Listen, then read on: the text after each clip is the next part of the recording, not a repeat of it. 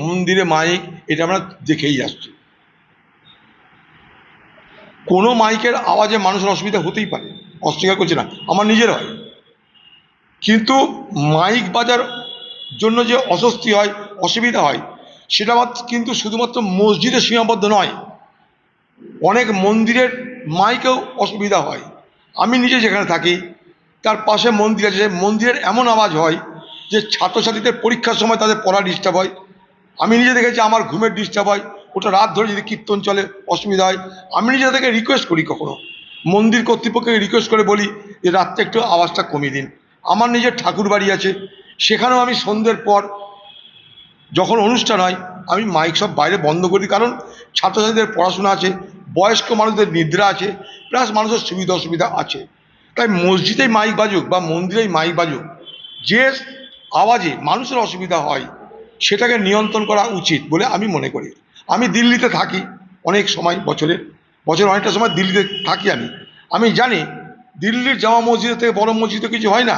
সেই জামা মসজিদের পক্ষ থেকে দিল্লির প্রত্যেকটা মসজিদে যাতে সাউন্ড কম করা হয় তার জন্য কিন্তু জামা মসজিদের নির্দেশ দেওয়া আছে আজ থেকে না, বহু বছর ধরে।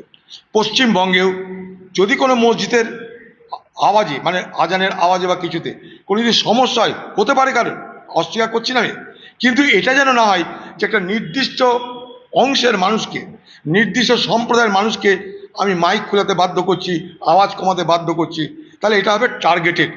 এটা যেন তা না হয়।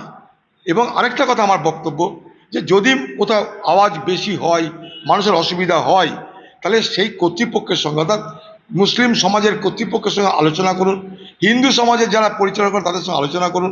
আমার মনে হয় এই আলোচনার মধ্য দিয়ে তাদেরকে মানুষের, অন্যান্য অংশের মানুষের কথা বলে সমাধান বার করাটা সঠিক হবে। না হলে কী হবে, একটা বাতাবরণ তৈরি হচ্ছে যে আমরা মুসলমান বলে, মসজিদ বলে কিন্তু আমাদের উপর হামলা হচ্ছে, এইরকম একটা বাতাবরণ তৈরি হচ্ছে। এটা কিন্তু ঠিক না। গত পরশু দিন এখানে 40 মহরম হয়েছে, সারা পশ্চিমবঙ্গে, সারা ভারতবর্ষে হয়। ছোটো থেকে দেখে আসছি আমরা, এখানকার হিন্দুরা পুজোর সময় প্রসেশন বার করে, সেই প্রসেশনে হিন্দু মুসলমান সবাই অংশগ্রহণ করে। ছোটো থেকে দেখে আসছি এই বহরমপুর শহরে 40 হয় মহরমের, সেখানেও অনেক কিছু হয়, লাঠি খেলা হয়, তলোয়ার খেলা হয়, সেখানেও হিন্দু মুসলমান সবাই অংশগ্রহণ করে।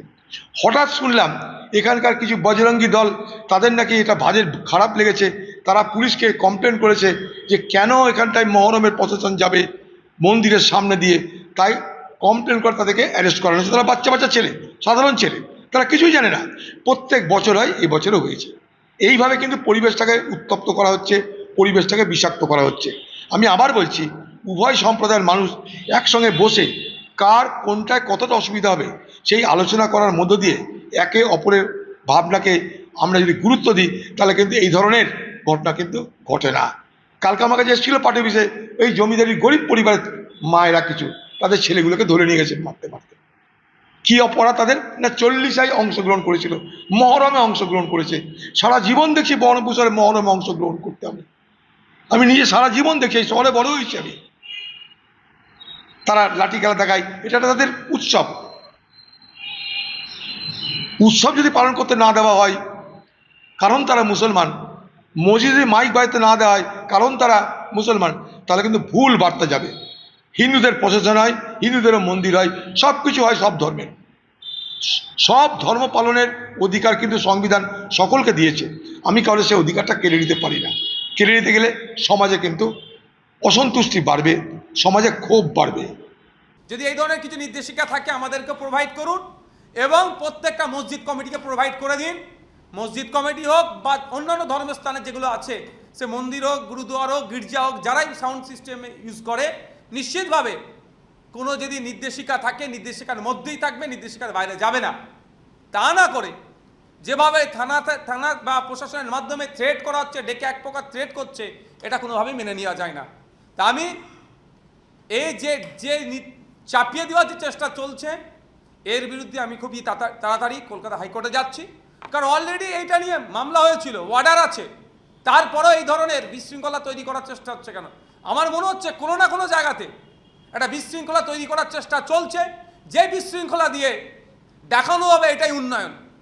আজকে লক্ষ্মীর ভাণ্ডারের পরিবর্তে অন্নপূর্ণা ভাণ্ডার দেওয়ার কথা ছিল, প্রত্যেকটা মহিলাদের দেওয়ার কথা। সেখানে ধাক্কা দিয়েছে প্রথমে পশ্চিমবাংলার মহিলাদের সাথে। আর এই মাসে অন্নপূর্ণার যোজনার যে প্রকল্পের টাকা এখনো পর্যন্ত পৌঁছাতে পারেনি। শুধু তাই নয়,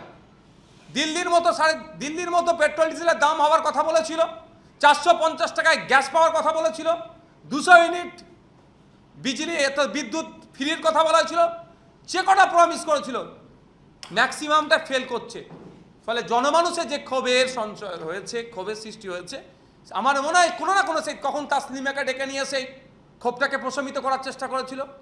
সমগ্র মুসলিম সমাজের মানুষ তাসলিমাকে পাত্তাই দেয়নি, সেটা ওষুধটা হয়তো কাজ হয়নি। তাহলে আমার মনে হচ্ছে নতুন করে একটা বিশৃঙ্খলা তৈরি করার জন্য অপচেষ্টা চলছে। শুধু তাই নয়, আর্টিকেল 14, 19, 21, 25 থেকে 28 সরাসরি ভায়োলেশন হচ্ছে, এটা চাপিয়ে দেওয়ার জন্য। তাই এটাকে সামনে রেখে আমরা কলকাতা হাইকোর্টে যাচ্ছি, আইনি লড়াই হবে। আর একটা আপনাদের মাধ্যমে সাধারণ বিশেষ করে মুসলিম সম্প্রদায়ের মানুষকে বলবো, কারো প্ররোচনায় পা দেবেন না। আইন বিচার ব্যবস্থার প্রতি আমরা ভরসা ছিল, আছে, থাকবে। আমরা আইনি লড়াই করব। আইন যেটা ঘোষণা করেছে, সাইলেন্স জোনের জন্য যেটা আছে, রেসিডেন্সিয়াল জোনের জন্য যেটা আছে, কমার্শিয়াল জোনের জন্য যেটা আছে, ইন্ডাস্ট্রিয়াল জোনের জন্য যেটা আছে, সে তার মোতাবেক আমরা চলবো, তার বাইরে আমরা যাব না।